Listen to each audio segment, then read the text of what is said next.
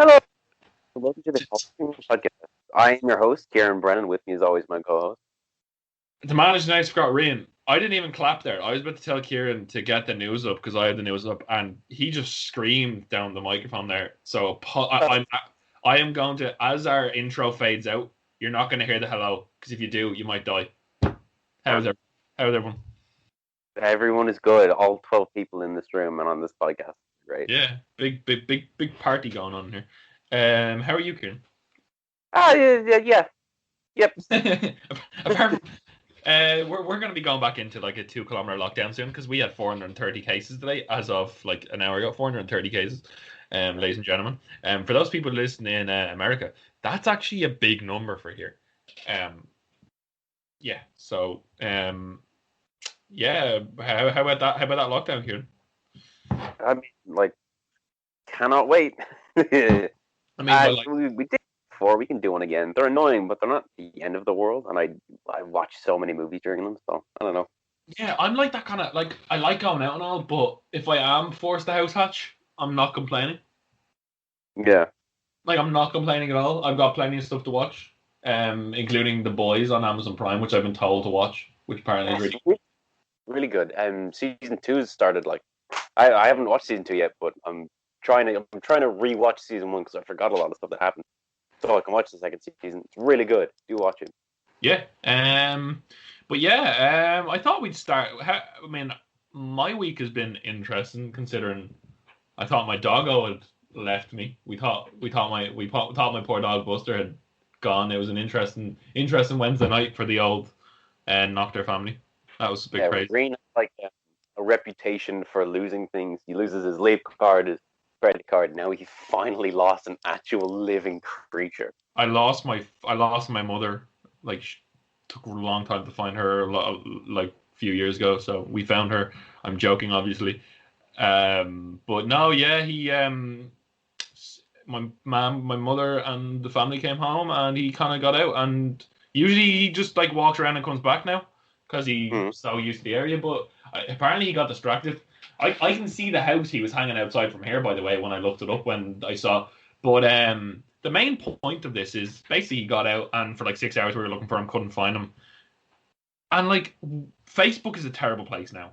Like we can admit, like it is full of racist British people, racist people in general. I'm not gonna just put the Brits in there, but there's a lot of big Brexiteers who drink Stella, sit in their van and get angry on Facebook. The mothers' Facebook groups, they're really rife on there. It's a boomer thing, isn't it? Twitter's like millennials, Facebook is boomer, and then like Snapchat is more of a what gen are we? Gen X? I don't know. Oh, Snapchat is No, Gen X is no Gen X. Twitter. Gen Y. Yeah, Twitter is the best app in the world. Sometimes it can be toxic, but it is. But back to the Facebook, it's often it's like the threads where like if Mary on her Facebook thread says the coronavirus isn't real, like everybody takes it as gospel. It's a crazy place. But She's talking about. yeah, but the residence page of the street that my dog got wandered on was the reason we found my dog. So someone put up a post saying this dog was hanging outside. We handed him into the vet. So the next morning I went to the vet and I could hear the twat from inside the kennel barking his eyes out, and he came out and jumped on me, literally jumped on me, which was quite wholesome. And we got him back. So Facebook, you're a very bad place, but you know the residence pages, they deserve a shout out. So thank you to whatever your name was on the Parklands residence Facebook page. You did a very good thing. Your dog getting distracted isn't like it's not really a shocker, is it? Because I've seen Buster in real life, and he's a fucking dumb cunt of a dog. Oh yeah, he is the cutest thing. He's the cutest thing in the world, but he is a dumb motherfucker. Oh, Well, like you wouldn't want your dog to be a fucking intellectual, would you? That wouldn't be any fun. dog's an intellectual. He knows what's going on. he they're smart. They know you have they know that they're loved. Is the thing with dogs. They know they're loved. They have you in the palm of your hand. They're like they're like chilling. Like, oh, if I ask this guy for something, or if I scratch his hand, he's gonna pet me and do what he wants. If I scream when food comes out, he's gonna give me the end of his food when I finish my dinner. When he finishes his dinner, I got this guy like on strings. So they're smart, but they're dumb as well. But yeah, shout out to the Facebook page. And speaking of dogs, the big dog, Big dog. great. I loved it. We said we'd start with that because of an obvious segue, which is cool. And I love this segment this week. It's one of my favorite things this week. I thought everything about it was brilliant. Do you want to Yeah. talk? Oh, fantastic. Do you want to talk? Do you want to give your opinions on this, or trying to give a brief talk through? People know what happened, but Well, we've got Jey Uso is finally a single star. No one thought it could happen, and it's referenced in the promo itself. That he calls himself like, and people would ask, "Oh, Jey Uso," and they'd be like, "Which one is he?" yeah. The exact line was, it was like, they call you the big dog, the tribal chief. You know what they say when they look at me? Which one is he? And I was like, that breaks the Baba heart in the best way possible. That was like goosebumps and like, oh, poor him in a really good way. Like it was so emotionally charged. It was so out of left field as well, because it's been a good program, but you wouldn't. I love when it just hits you in the face. You're like, oh, this is good, because you have to. You are surprised when something on the main roster is good and in depth. Like, I think it's no one would have picked Jey Uso for Roman's first opponent, or just as a singles competitor at all. But as far as promos and shit goes, this guy clearly has it. yeah, Jimmy's coming back in 2021, and that's a bit of news as well. But like, they need to turn. I want them to turn heel in the end, but I'm invested in the match tonight, which we'll do predictions for. Apparently, the belt will be on the line. Whatever. Blah blah blah. Blah blah blah. But yeah, this was so good. I loved it, and the match. I've been thinking about this all day. The match has to, because the main point of the promo was, what if I actually beat you? What if you're like your big tribal chief bandwagon train is like taking off the rails at the start? What if at the very start of the match we get like a Goldberg Ziggler moment where Jey Uso hits a super kick, hits the splash, and gets a near fall? That'd be. I know that's like a big crowd thing where like you need a crowd for the reaction for that. But if you want to hammer home the what if, that start of the match would be insane. Yeah, I hope it's a good match. I hope it can deliver. I really, really do not know if it can or will. What do you think about that start? Could you see that happening, and would you like that to happen? I mean, yeah, I'd like it. I don't think that stuff plays as well in front of a crowd, because without a crowd, it's very much, you're not as lost in the moment as you would be. Kind of, you're thinking more logically, and that's just something I've noticed anyway. Yeah, For example, the Drew and Brock match at WrestleMania, I was never at any point like, Brock is definitely going to win this, but like, I wouldn't be surprised if they go for that, but it's not going to be something that like excites me, because I can't even for a millisecond believe that he's going to win. Yeah, it's either going to go that way, but if you're thinking in WWE's head, again, warning, if you're thinking in WWE's head, please be prepared to be like taken to a different universe. He's going to get battered to fuck. Roman Reigns is going to like batter and fry that man and beat him to shit. It'll be a few rallies, I think it'll be even-ish. But like, it's probably going to be a dominant enough win. Maybe a couple near falls, but not many. Yeah. Okay. That was amazing. Let me do a little bit of role play here, Kieran. Adam Pearce. No. They're in the pre-production meeting. This is. I'm so angry. They're in the pre-production meeting. Adam Pearce walks in to Vince. Hey Vince, it's like we got the program for tonight, and it's like everybody seems to be liking this Jeff Hardy, AJ Styles, Sami Zayn thing. Like, everyone's loving it. Like, you haven't ruined it yet. What are you doing? Like, get your arse in check. You need to ruin another storyline. All right, pal, what are we going to do? We'll put them in the same fucking match they're having in the pay-per-view, without the ladders. It's a weird tropey WWE thing, isn't it? They always seem to do that a lot. Oh, but no, they usually have, like, if they had Sami versus Jeff, with AJ like being like cocky on commentary. Okay, that's fine. Don't have the exact same match, but without a ladder. Like, it's so stupid. I don't know. I saw people make a big deal of that on Twitter, but it's like they're not gonna. Who really cares? It's a TV match. You know the title's not gonna change. Was the title even on the line? Like there was no adding a stipulation. So who cares? Yeah, you know? This was just like I didn't like it either. I agreed with a lot of people. It's one of those things where I'm like, you can kind of, if I'm working for the company and I hear Vince say it, then I'm like, what are you doing? You're giving this match away from free. But because I'm a fan and I know I'm just going to watch the pay-per-view anyway, and it's still going to be a different match, I mean, it's a bit like, who cares? It's not that big a deal. Yeah, I think people get really involved in the whole idea of like, oh, this isn't helping the pay-per-view buys, when it's like, yeah, but you're still going to watch it. So who cares? Clearly, it doesn't really matter. Yeah, anyone who was complaining about this is going to watch the show anyway. You know. And this is going to be my favorite match on the show. I'm just saying it's a bit strange. It seems like Adam Pearce is the de facto new general manager, which is another takeaway I got from SmackDown. It seems like he's doing a lot of the stuff that we haven't had a general manager for a while. I think the last one was Paige, maybe. So Shane. Oh yeah, fuck. Move on quickly. So so we know who's winning the match on Sunday because Zayn won the match and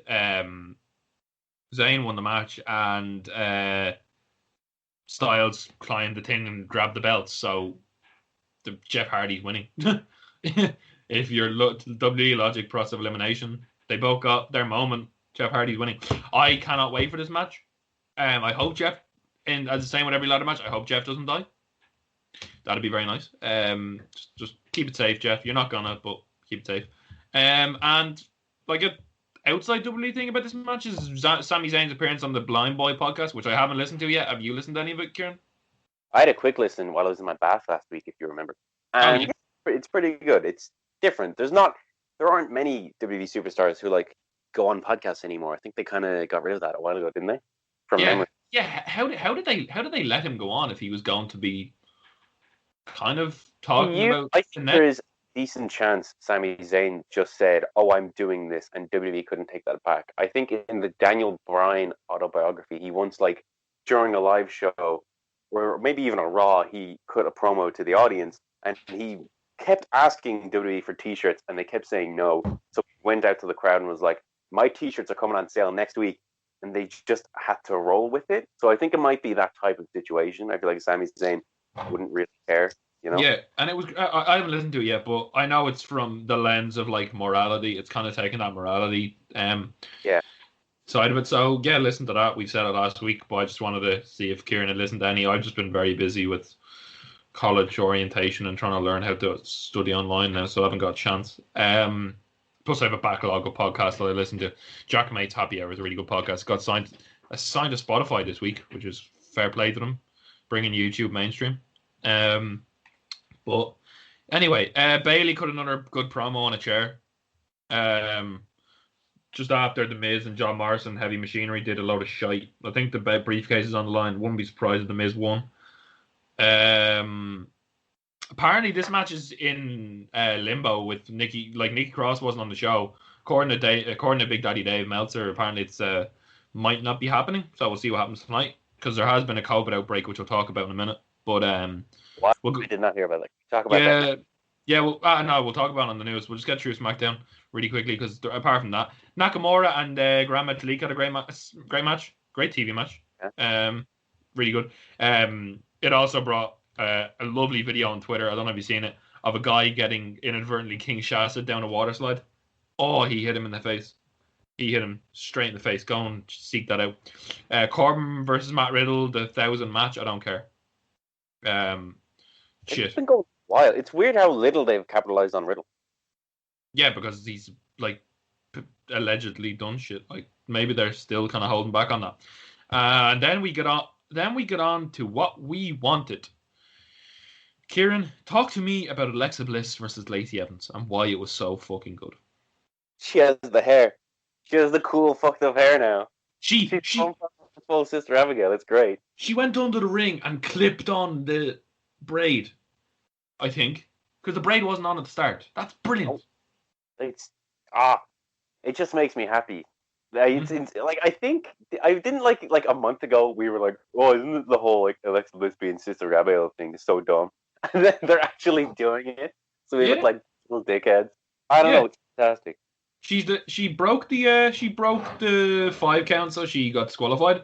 And then Bray Wyatt, she beat the seven. I've been really struggling I've been trying to say this uh term in work all day because it's the new seashells. 7 shades of shit. Yes, got Huh. it. um, don't try and say that quickly. It just doesn't work. But yeah, she beat 7 shades of shit out of Lacey Evans, and then the Fiend came on the screen and started laughing. And then one of the best moments of the night, go seek out the photo. Roman Reigns was walking up the ramp. Oh, she hit Sister Abigail, obviously. And there was a lot of red light. And then and Reigns came out, and there was a photo of Reigns and Heyman on the stage. And in the background, Alexa Bliss was staring at Reigns. Did you see the Oh, photo? Yeah, it was yeah. amazing, and it's a callback to Cena and Wyatt. It was.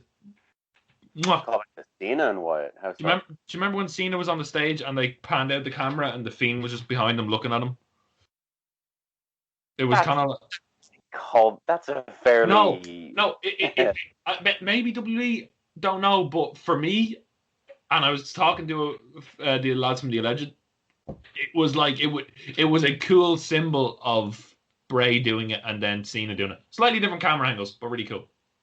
Yeah, well, that if it was the same camera angle, I'd be like, yeah, of course. But it's not very uncommon to have someone watch like someone from the side, you know. Give me this one, please. Enough. Yeah, then we talked about the Jey Uso promo. So yeah, news, COVID outbreak. Let's see if I can find the news. If I read it correctly, there was a COVID out. There was a bit of a. I think there was a. Well, there was a few COVID situations in AEW. So, Lance Archer was meant to fight for the belt on Wednesday, and he tested positive for coronavirus because of a family member who went to the vet and something happened, and he didn't do anything wrong. He just came in contact with someone. He didn't like go out and have a drink and like get in trouble. And then Ben Carter, who AEW had a late night Dynamite episode. I don't know if you've seen this after the basketball, where they had a 1 hour special on Tuesday night, where the main event was Scorpio Sky versus Ben Carter, match of the week. It was amazing. Ben Carter is English, and he is another reason why AEW have a stacked future division. He's amazing. He was so good. Him and Scorpio Sky had a great match. He then tested positive for the virus the day after. Which is Scorpio Sky in, would he be in what's it called, isolation now? I don't know. It's wrestling. Like they should not be True. running. So like let's not reach. Oh, you know what fucking pissed me off? I don't know if it was this week or last week, but it was some AEW angle where they had like a load of referees or someone or something like separating two people. I cannot for the life of me remember who. No masks or anything. At least 10 people in the ring. Was it when Moxley and Kingston had their promo this week?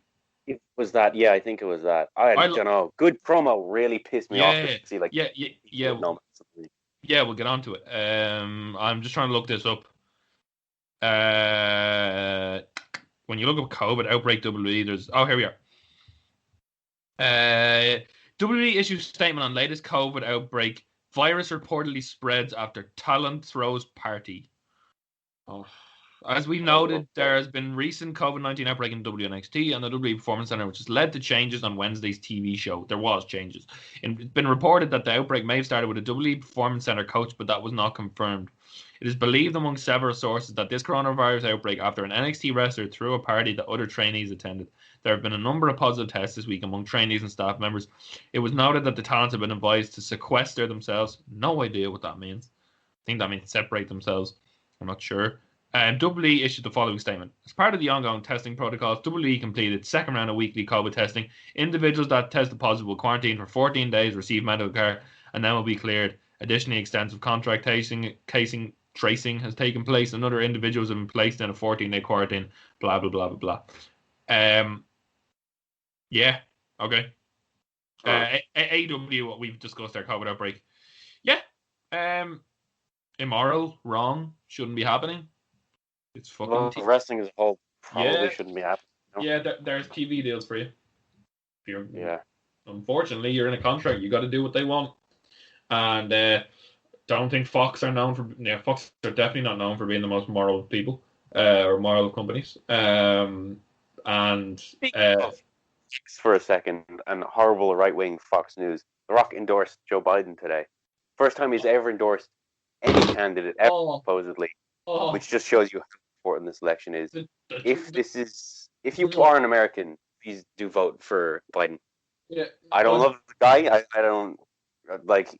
He's by no means the first person I would pick to be president of the most powerful country in the world, but he's not exactly the worst candidate. No, especially when he's going up against Big Orange Man. And just look up The Rock's tweet and look at the comments. The first comment is Tom Campbell from Cultaholic, who has it spot on, where it's like, I'm just here for the comments of the people with the American flag saying they'll never watch Moana again. Oh my god. Mwah. Insane. Chef's kiss. Beautiful. Well done, Dwayne. He's also, we'll get on to the next story about The Rock in a minute. But Trump has also asked Joe Biden to take a drugs test before the election. That's so weird. Donald, what's he gonna? He's not fighting you. I wish Joe Biden on steroids was fighting you because he beat the. I'd like to see that. Yeah, but no, he's not. He's talking. I don't think Trump. This guy is in charge of his the COVID, the COVID outbreak in America, and he clearly doesn't know how drugs work. Dude, you saw thing I think a week ago where he on tape was like, "Oh, I'm gonna downplay the virus." It's insane. Yeah. Oh, the guy. I don't know how. It's fine being right wing, whatever. Don't care. Yeah. It's fine being Republican. Do whatever you want. Yeah. I don't understand how someone can genuinely support Trump. And then I saw one of the comments of that video called Biden corrupt, and it was so weird. It's so weird. I don't really get it.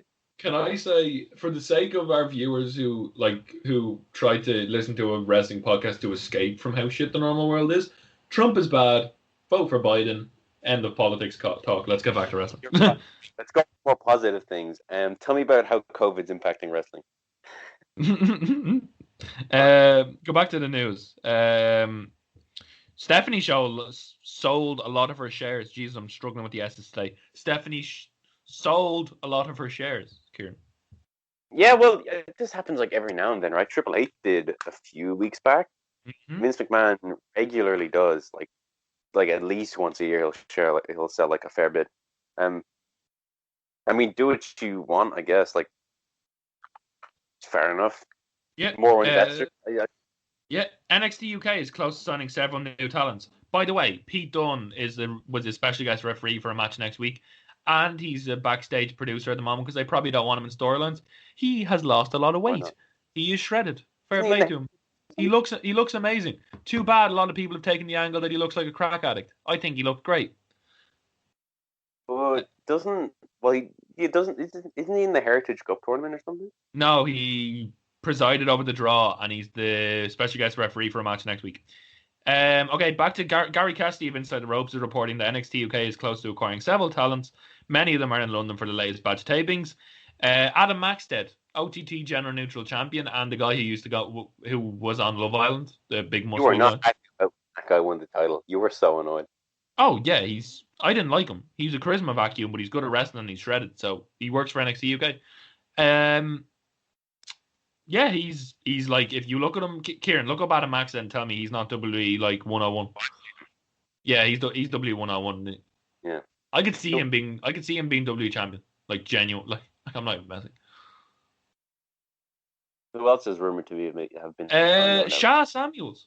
Jeez, the S's are really fucking hitting me hard today. Sha Samuels, formerly of the Rapture with Zach Gibson. I love Sha Samuels. Jesus Christ.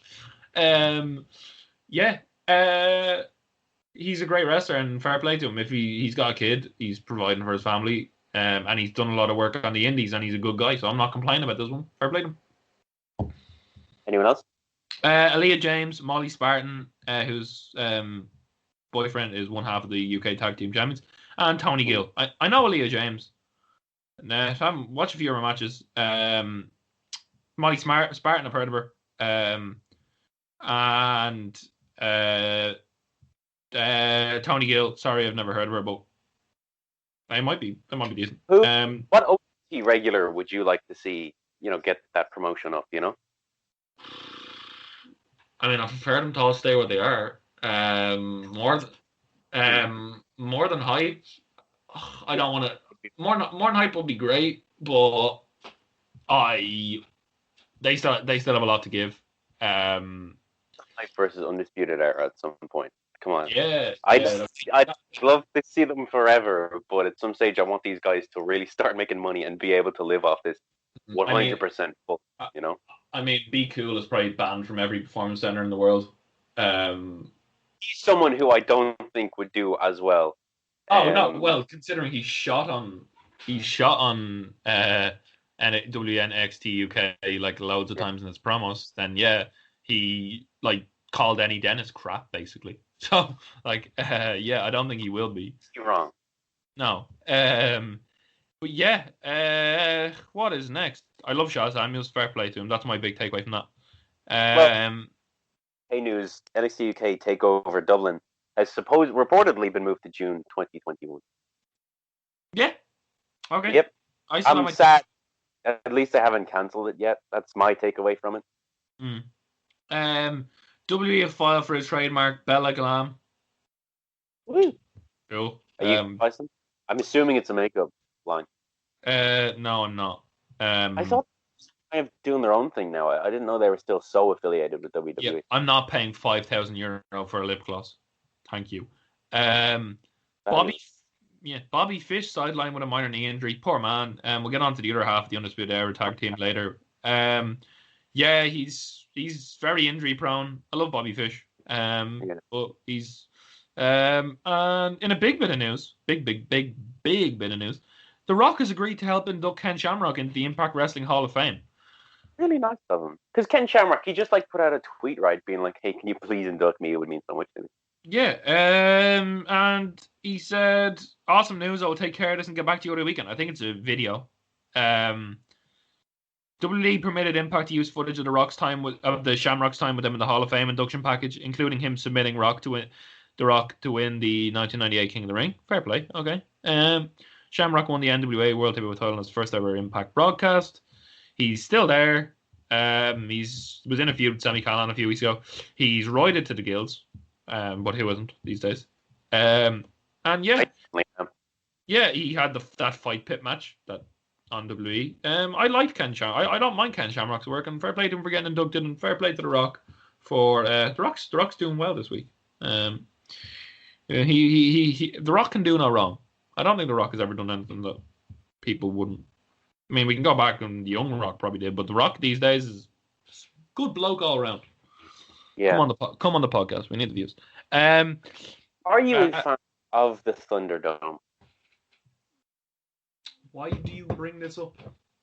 Because whether you love it or hate it, or you're just somewhere in the middle, you might not have to deal with it much longer. Because it seems WWE's deal with whatever stadium they're in. It's somewhere in Orlando, right? Yeah. Center. Lovely, love the place. It's now the No Way Center. Very good. Their deal with them expires on the 31st of October, and supposedly WWE are looking into outdoor shows for Raw, SmackDown, and everything else. I'd be up for this if they can socially distance or whatever, and if it is genuinely safe. I love a good outdoor wrestling show. I think it's really fun to watch. I would love to see the carnage if it started lashing rain in the middle of a Raw. Dude, there is nothing more dramatic in a movie or some shit than rain. So have a big, great imagine the Jey Uso promo, but he's standing while the rain is pouring and there's lightning or some shit. It'd be great. I'd love to see it. Or Nia Jax's on the top rope with Lana in her arms, and Lana's like, "This could not get any worse." It starts lashing rain. Sorry, I had to. Imagine. I don't know. If they could do it safely, as with everything in wrestling right now, I'd love to see that. And I am probably missing a lot of news, but we're going to start with 30 minutes in, so we're going to end the news on this. And then we're going to go into more shows. Roman Reigns comments on the storytelling differences between Raw and SmackDown. This was an interesting comment. The Universal Champion said on a meet and greet with Mania Club, we got a bunch of fast food fans and they complained they wanted stories to develop, well thought out stories to develop. When you start doing that for them, they want it all now. My people, I'm cooking a steak. We're creating an elaborate omelette, and we're not in the process of cracking eggs right now. You're not going to get it quite yet. We're going to let the steak stay on the grill. If you want your cheeseburger, watch Raw. SmackDown, we do filet mignon. Fucking Scott Steiner shit right there. That's a great line. I wonder if he thought of that beforehand. I mean, he's not wrong. I do think a lot of people will like jump on something if there isn't like an immediate payoff, and they won't wait to see how things are pan out. For example, I always think of this one. Remember the best of 7 Sheamus versus Cesaro storyline, which everyone hated for ages, that was great. and then they turned into one of the best tag teams of recent memory. But at the same time, I think let's think about the Fiend, where people really gave that like we had like 3 months or something of like Bray Wyatt promos, and people gave it time to burn. Or even Roman Reigns right now, people are. I haven't seen many complaints on it. You know. Yeah. Speaking of, we'll move on now. Speaking of things that people thought were really bad and now have changed to being slightly less bad and hilarious. Retribution. I'm there. The hockey mask is bad. I'll give you that. See CM Punk when they run out of dinner plates. It's brilliant. Did you see the post? No. CM Punk put a post up of Mace, who's Shane Thorne, the guy with the mask with all the holes in it, saying when you're in catering and there's an abundance of paper plates and you're bored.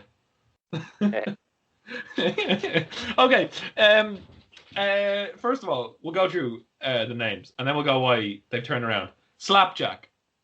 The art of ejaculating into your hand and slapping someone in the face.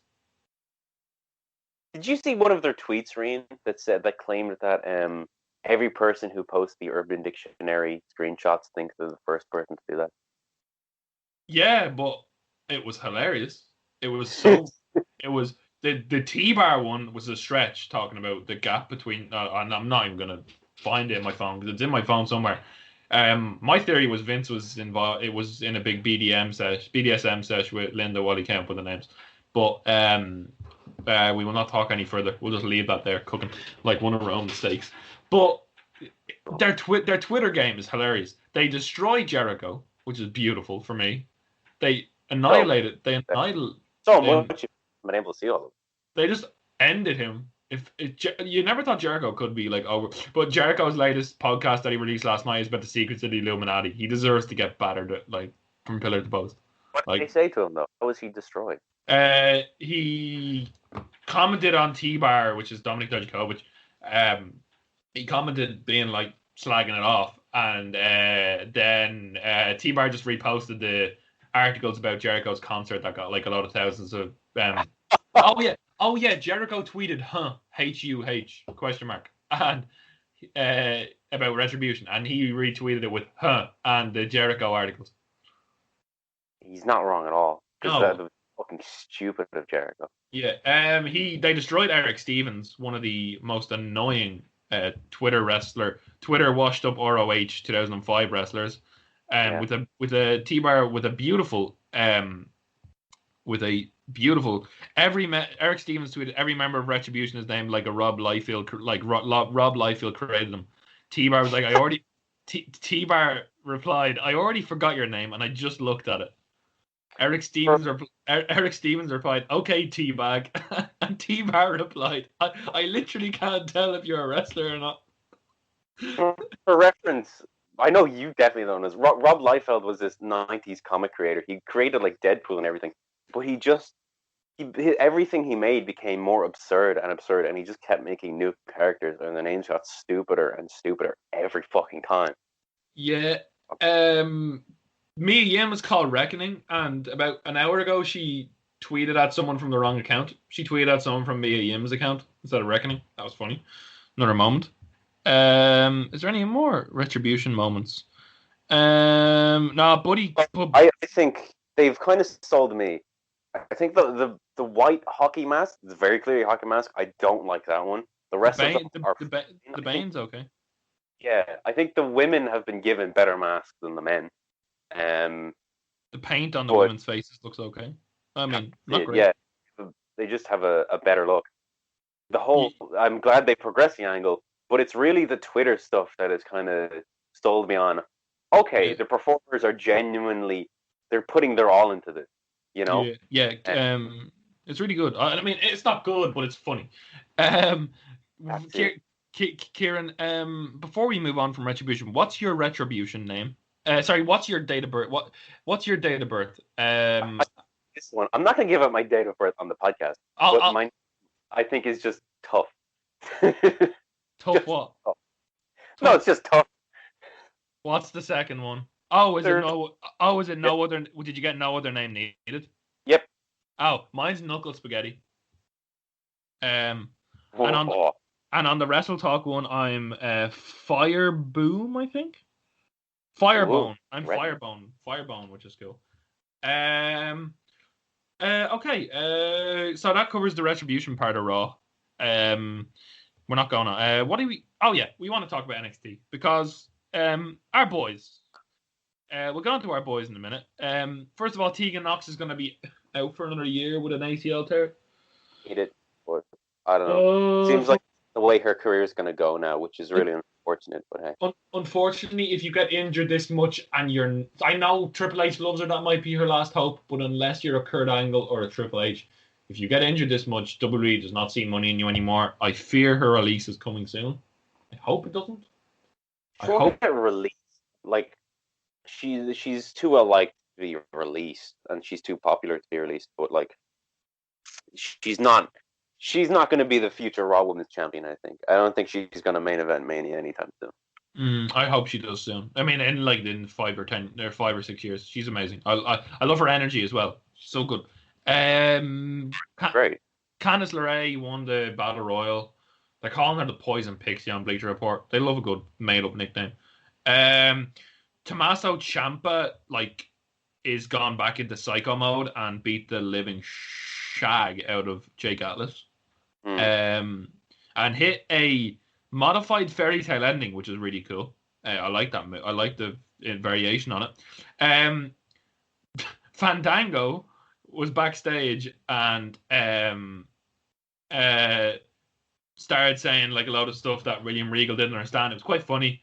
And Danny Burch translated into Old Englishman and said something in very, very British colloquialisms to William Regal, which basically translates to one member of each 4 teams that are in the division will fight. Roderick Strong and Danny Burch will team together in a makeshift team, and Eichner and Mendoza will team together. And the winner of that, the teams will fight next week, and then the winner will go on to face Breezango for the titles at some point. So yeah, and that happened, and Danny Burch and Roderick Strong won. So it's either going to be Undisputed Era or Burch and Lorcan to challenge Breezango next. I'm not complaining. It was a pretty funny segment and then a pretty good match. Yeah. Damian Priest beat Austin Theory, and it was announced that Gargano's fighting him at TakeOver. This TakeOver is in 2 weeks, and it's really thrown together, but I'm not complaining that it's thrown together for the reason we will go on to later, because our 2 boys are in the main event.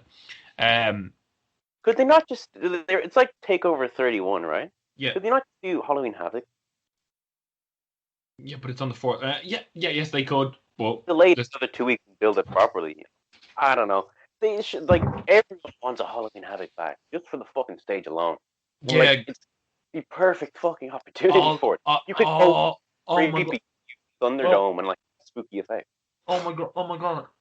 I know he said he'd retire it, but this is fancy booking. It's what we want. It's what we want to happen. Halloween Havoc with Finn Balor. Exactly. Oh. Sorry, I just ejaculated. Yeah. It's easy fucking money. Have everyone can come out in a costume or some shit, or have a cosplay type of outfit, Johnny Gargano. Costume Battle Royal. Hashtag SmackDown 2008. Oh. Just who cares? Just fucking do it, man. Do it, Vince. Not Vince. Don't do NXT, Vince. Ridge Holland won a squash match. He's okay. I guess. He might be better soon. And then the Gauntlet Eliminator, which was beautiful. Kushida and Kyle O'Reilly, which is a match I want to see in depth soon. That'd be amazing. They're both unreal. Um,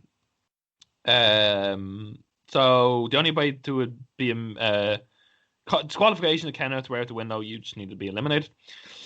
Bronson Reed was the next entrant, who I'm starting to really, really like.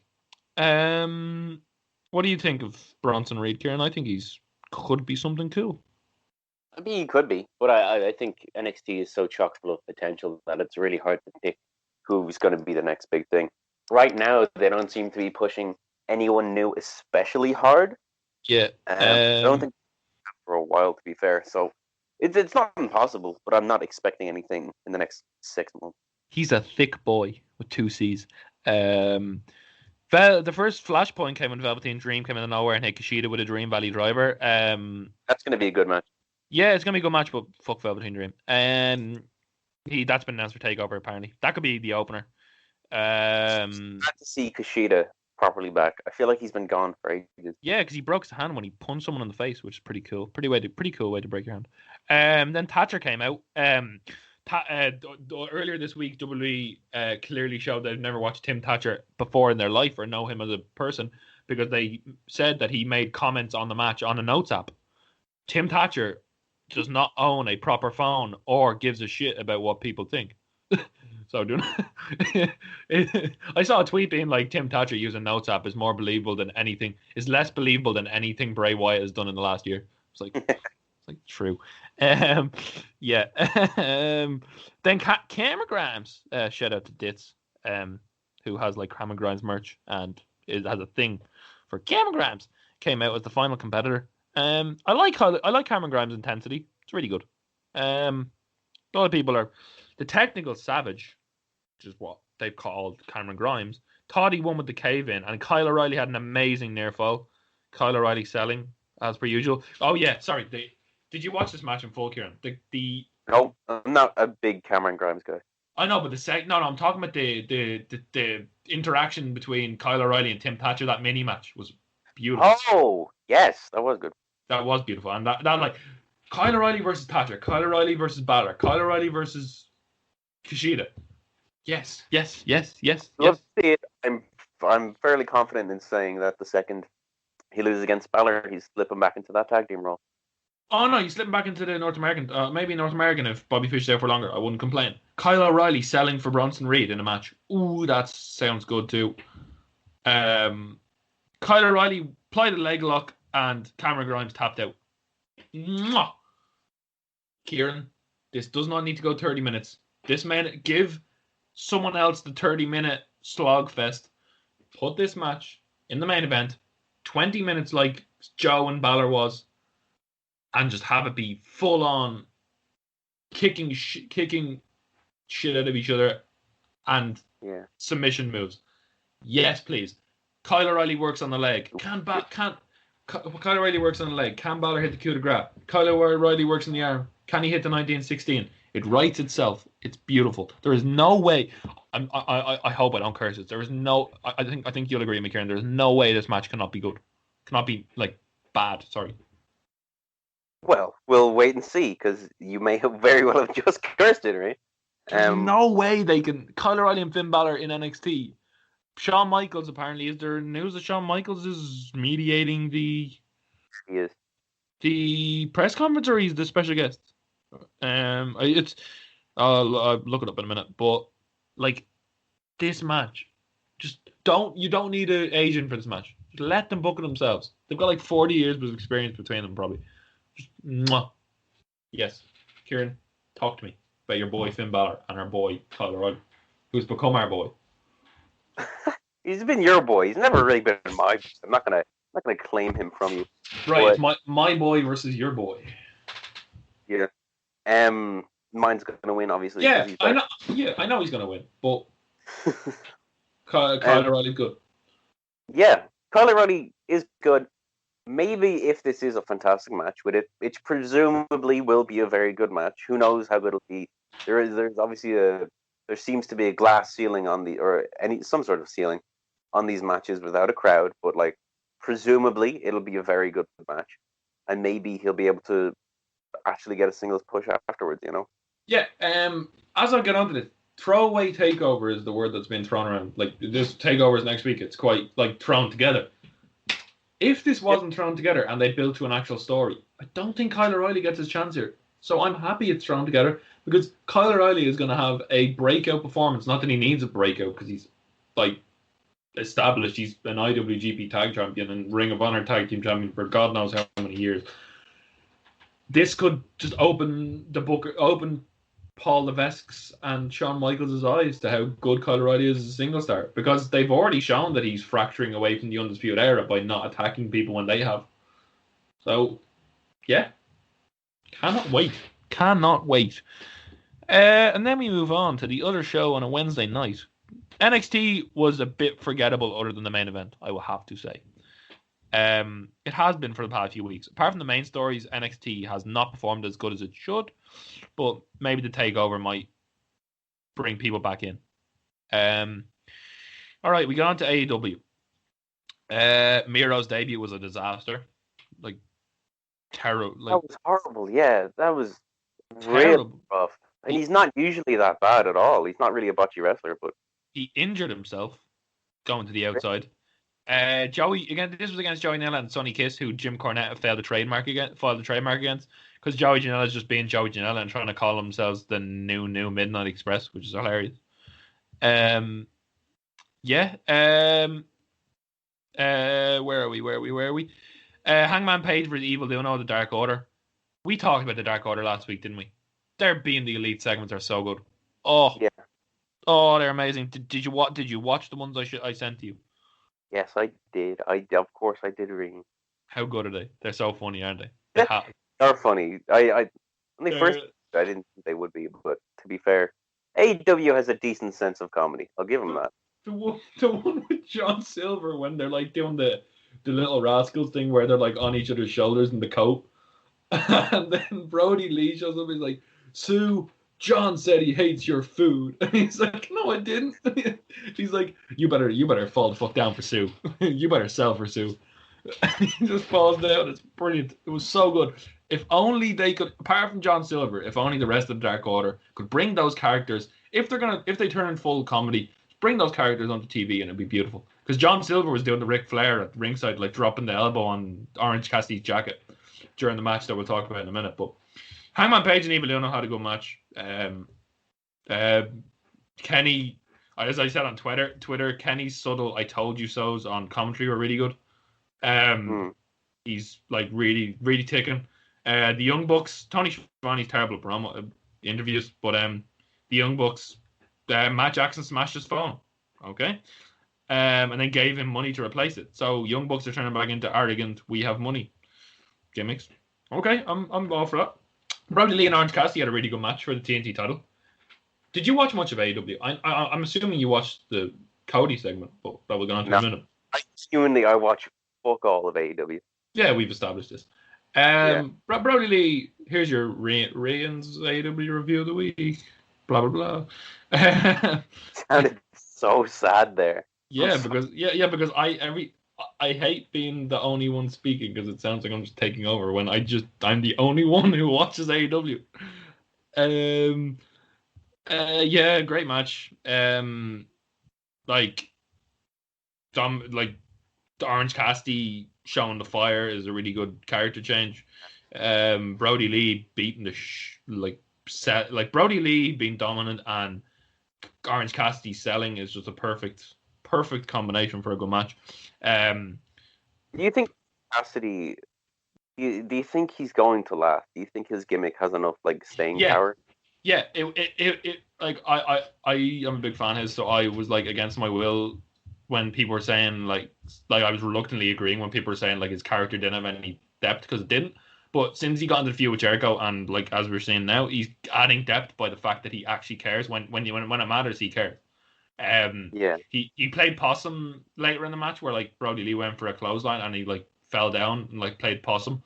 And then Brody Lee won eventually, and they were beating the crap out of Orange Cassidy, and then all of a sudden the lights went down, and the build up to the music started, and it's there's more than one royal family, And who comes out but a black-haired, beautiful suit with a pocket watch, still got the neck tattoo. Cody is back. And Cody with black hair is back, and he was very serious. Great suit. And the black hair made the tattoo look less crap, which was interesting. Still crap, man. We'll never have to get around that. No, but I'm trying to be as positive as I can. He ran through the Dark Order. He like slammed his leg and slammed number fives, and number 5. Yeah. He slammed his right leg into the steel post and like locked on a vicious figure 4. He was very angry. Brody Lee was just really angry, and then backstage he challenged him to a dog collar match for no reason. He was like, "You have 1 week to accept." He got angry at John Silver again, which was funny. And he challenged him to a dog collar match. He said, "You have 1 week to accept," which I'm assuming is going to be at the pay-per-view. Maybe, I don't know. Maybe that might. Yeah, it has to be the pay-per-view. Does it? I don't know. I mean, the pay-per-view's in November. He has 1 week to accept, not to have the match. Okay. Jericho and MJF had the best segment of the week. I said his segments are good. He's not good at wrestling, but they had a great segment where they were playing off their segment a few weeks ago where they thought where they insulted each other, and MJF did the whole come on, the Jericho kind of like rock star kind of accent. It was hilarious. They were like asking each other why they said that, like called each other stupid, and MJF was like, "I called the limo driver stupid. He nearly crashed into us." And Jericho was like, "My soy latte fell all over my new jeans." I agree.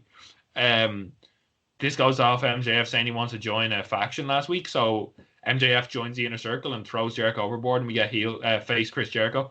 I don't think I could support face Chris Jericho, to be honest.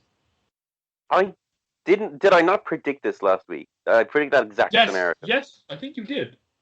I'll give you credit where credit is due. The man genius, what can I say? Yeah, but I just can't get I hate I know you can he's a character, but I just couldn't get behind face Jericho unless he was in shape and not a twat on the internet.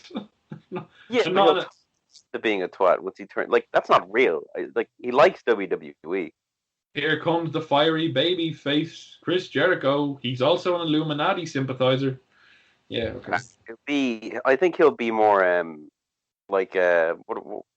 he'll be more of a comedic face, or arrogant, funny. Like Kurt Angle when he's a face, but he's just a dumb idiot, funny guy. Yeah, I mean Jericho. To be fair, Jericho is the best at character work, so I am not complaining. FTR's segment was crap.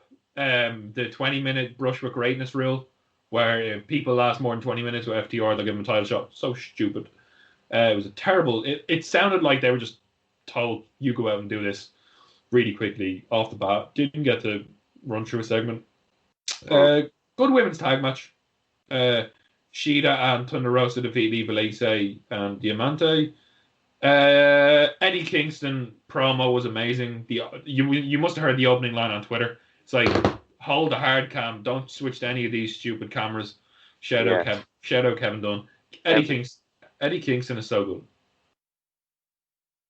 Kieran, you've seen a bit of this promo, but Eddie Kingston on the mic is good. Eddie Kingston is so good. And he was replacing. He never got eliminated. He was replacing Lance Archer, and he had an amazing, really, really solid, beat the crap out of each other match. And then Moxley winning with the sleeper hold is amazing.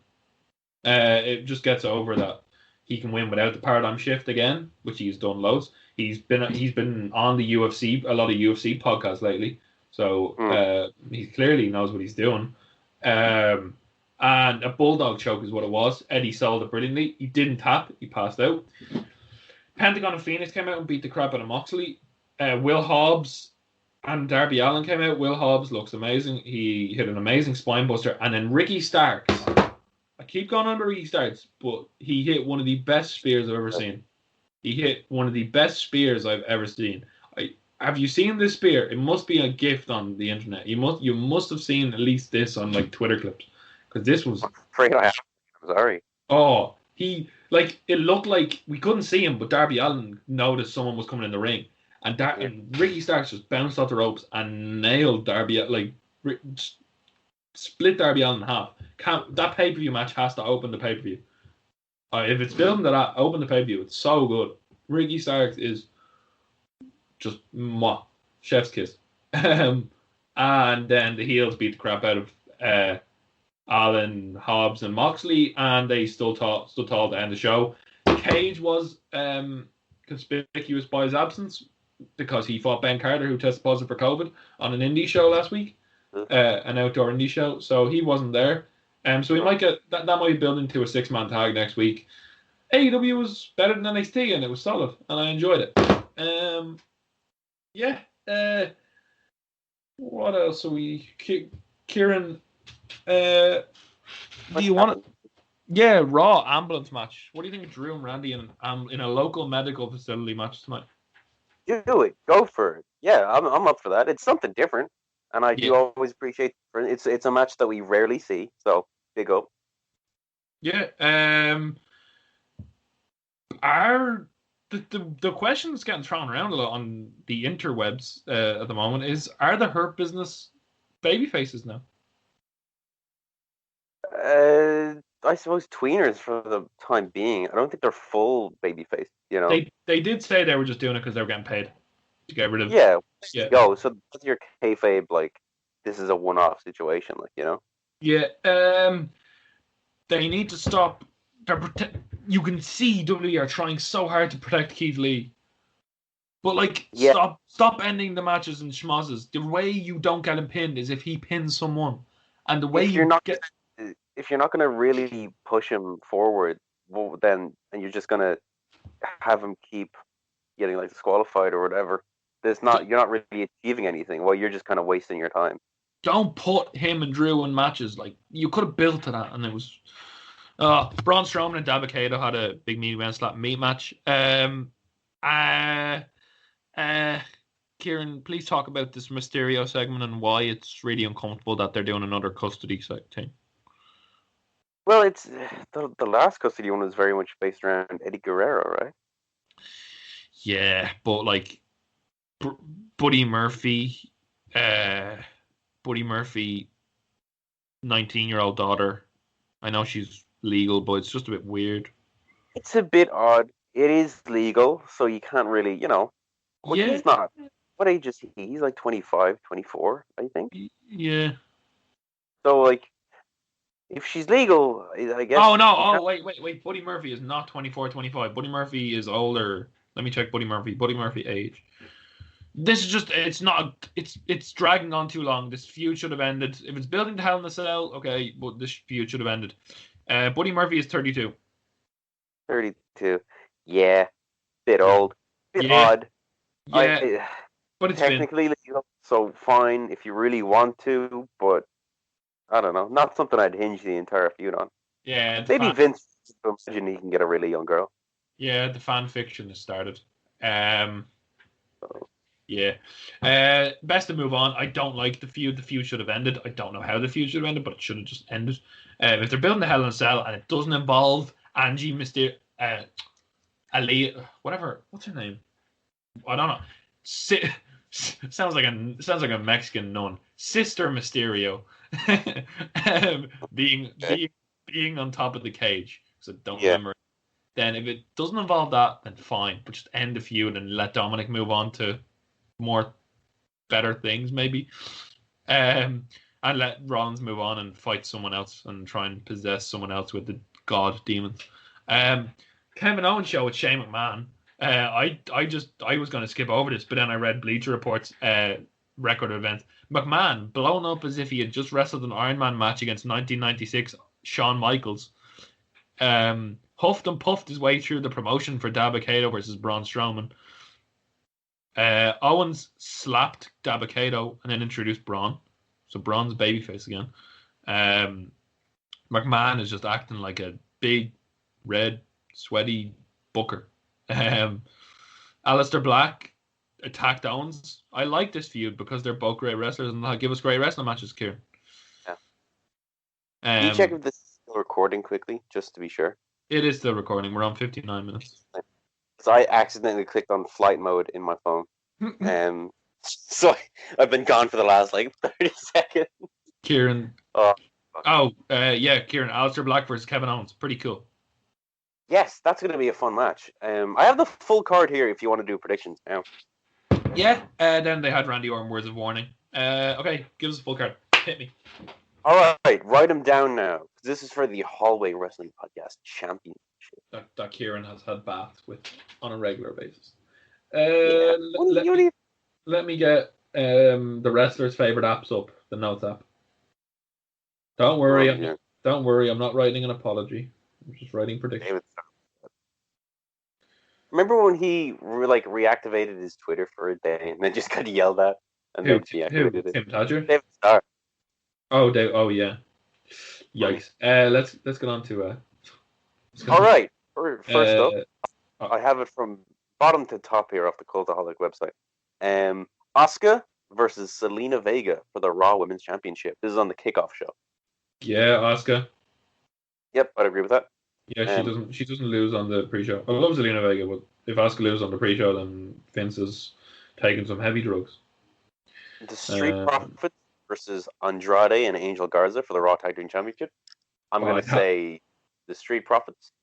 I'm going to say Andrade and Garza. They can't keep going with this feud and keep losing. Andrade and Garza are winning. I'm going with Andrade and Garza.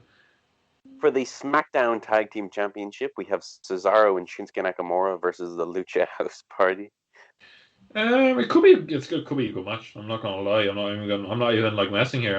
I'm like they are good, but they're not WWE style Lucha House Party aren't good. We're building to the unification. I think Nakamura and Cesaro could be the ones to do that. Maybe, yeah. Me too. Both. Bobby Lashley versus Apollo Crews for the United States Championship. I'm going to stick with Lashley. I don't think Crews is losing. Bobby Splashley for me. Very good. Both Naks. Why does Nakamura autocorrect the ball? Doesn't make sense. Yeah, like that. There's no link to that. Both Lashley. Next. We have Shayna Baszler and Nia Jax versus the Riot Squad. I'm going to go Shayna Baszler and Nia Jax for the Women's Tag Team Championship. This is. Yeah. They better keep Nia Jax. Like in place, or else the ambulance is going to leave too early, and Randy and Drew won't have to get to use it. Both Nia and Shayna via death. We have Bayley and Nikki Cross for the SmackDown Women's Championship. I'm very 50-50 here. Does Sasha helps Bayley to win inadvertently, or Sasha costs Bayley the title and it builds to a Hell in a Cell match? Okay.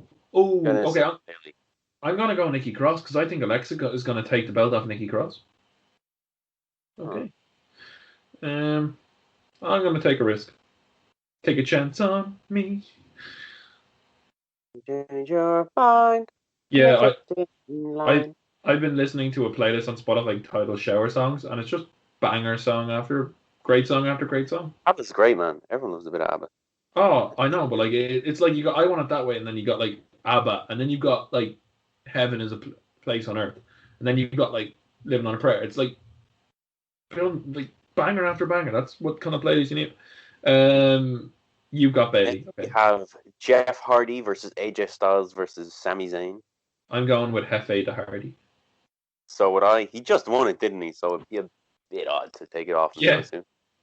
Plus Zayn won the match and AJ held the belts up. You don't do that. You don't do that on the Go Home show.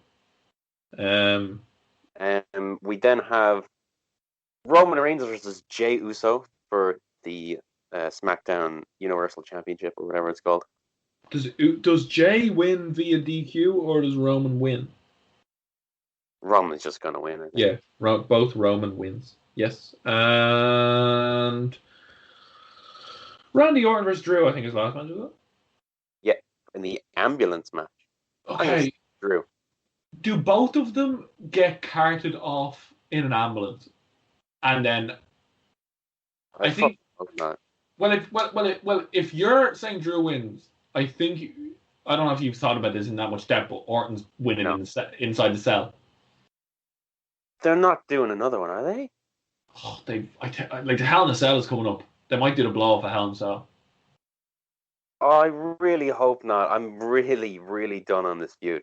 It's been going on. Oh, does Drew win? Oh, they're building the Hell in a Cell. Like, what other feud could they do inside the cell that would have that? Like, the cell has to be the end to a big feud, and they can't have someone win the belt. Just someone never wins the belt before Hell in a Cell. Have it be what's his face? Have it be Roman and Jey. There's more than one cell match. So it doesn't have to be. No, But but the tag one have a women's one, have a men's one. that feud's hasn't gone long enough to be warrant being in the cell. I think It's more personal than the Orton one. I'm all right. Listen, being in the cell anymore. Listen, you're saying Drew, so I'm gonna say Orton because otherwise we're literally we could. We could die, but I don't know. Wait, are you saying Orton or Drew? I'm saying Drew. This has to end with Drew Orton winning the belt. Does it? Yeah. It's been so long. They should have just given it to him a while ago if they were going to do that. Oh no! What am I gonna do? All right, I'm flipping a coin. So, all right, heads for Randy Orton because he's got a bald head, and tails for Drew McIntyre. Heads for Orton, tails for Drew McIntyre. It's tails Drew McIntyre. There you go. So we have two differences, which is more than usual. Both Drew. Both Drew. Okay, yeah, cool. Hopefully we don't draw. That would be fortunate, but I guess you just keep the title anyway, so it doesn't matter. Yeah. You have my belt though. Give me what I want. Before we finish up, the G1 has been really good. I'm watching Night 5 tonight. Yeah, it's been some really good matches. I would suggest watching both Toru Yano matches.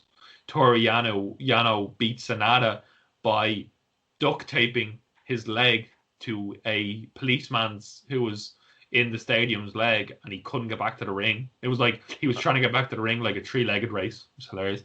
And then he won. He beat Tanahashi while blinded, which was hilarious as well. A Block has been insane. Some great matches. Ibushi's been having great matches. Jay White's heel work is amazing because, Kieran, this is really cool. In Japan, they have the 40% crowd, but they're not allowed to shout because it spreads the coronavirus. So Jay White got on the mic during his match with Ibushi and was like, "Come on, Ibushi," and started like taking the piss out of him, being like, "You hate me, but you can't shout. All you can do is clap." Dangerous game. It's like all you can do is clap at me. It's like you can't say anything. You hate me, but you can't say anything. All you can do is clap, which means you're clapping me. And it was just brilliant. It was brilliant. It's great heel work by using your surroundings. He's changed me. I used to not like him, but his promos are great, and he in the show we're watching tonight, he's fighting Okada on the 2-year anniversary of Gato turning on Okada and joining Jay White and joining the Bullet Club. So that's cool. G1 has been good. Check it out. But yeah, I think we're gonna end it here because we need to get this podcast up. It's been really, really fun to talk again. Kieran, have you got any recommendations for this week? Do I? I've been watching all the old James Bond movies because I've never seen any James Bond, and those are pretty good. Watch Goldfinger. That's my favorite so far. Yeah, I would say in confidence that Skyfall is going to be your favorite by the end. I mean, I hope so. People love those ones. Oh, Skyfall good. Spectre went on too long, but yeah, watch James Bond. Yeah. It's good. Spectre was just dragged out. Skyfall was beautiful. Do I have any recommendations? Jack Mate's Happy Hour, really good podcast. Signed Spotify, fair play to them. They got really good guests on, like comedians and like YouTubers and stuff. Happy